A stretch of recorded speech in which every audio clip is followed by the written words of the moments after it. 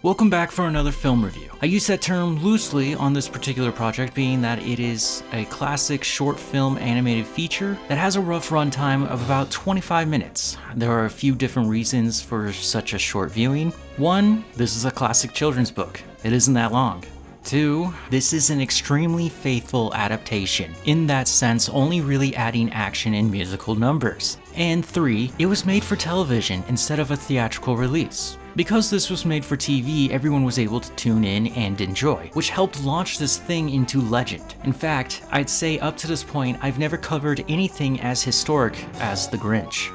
This is the classic 1966 Dr. Seuss's How the Grinch Stole Christmas.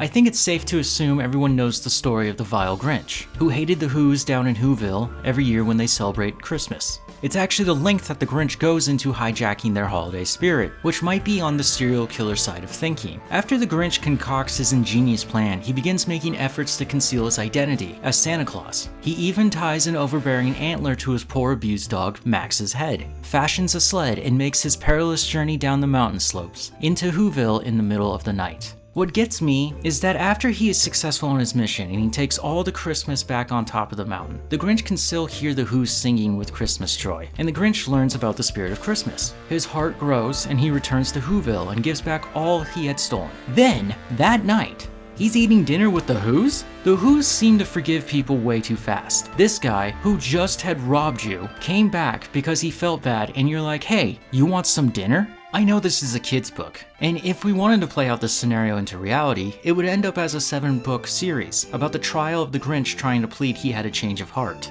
So the Grinch is a bad guy, and he will do bad guy things like I stated before. Imposter, breaking and entering, burglary. But what makes me dislike this puke green matted hair monster is the amount of animal abuse he has towards his dog Max. Max is the most cutest and best animated in the whole presentation. I was reading his mannerisms and movements were based on classic Looney Tunes characters, which helps bring this dog to life. He's not just some animal, he actually has emotions, and the Grinch is just awful about it. Now, you're going to justify this within your mind as, yeah, the Grinch is a jerk. That's the story. I ask once again, would you forgive the Grinch, not only for trying to ruin the whole village's Christmas, but he's an animal abuser? Seriously, the Who's need to have a judicial branch to help resolve the public grievances allocated by the Grinch. So, I said this was a legendary film, and it is. The talking voice and the narration are both done by the great actor Boris Karloff, who, if you didn't know, is famous for playing Frankenstein's monster in the 1930s, as well as other classic Hollywood monsters. Note, I did not think about the parallels of reviewing Frankenstein before this, just a happy coincidence. And then you have the songs. Apparently it took over 60 musicians and a total of 8 hours to perform just 3 songs. Trim Up the Tree, Trim up the tree with Christmas stuff like Welcome Christmas,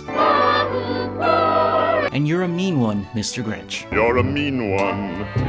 I cannot deny that these 3 songs are bangers and have entered into the zeitgeist so long ago, they are embedded in my head. And I'm willing to bet this holiday season, you've heard at least 2 of these songs just while shopping. The singing voice of the Grinch was not Karloff, but another voice actor of note, Thurl Ravenscroft, who famously voiced Tony the Tiger for Kellogg's. Funny enough, I used to do a special podcast called Garbage Eggs, and we did a ranking of cereal mascots, and Tony the Tiger won.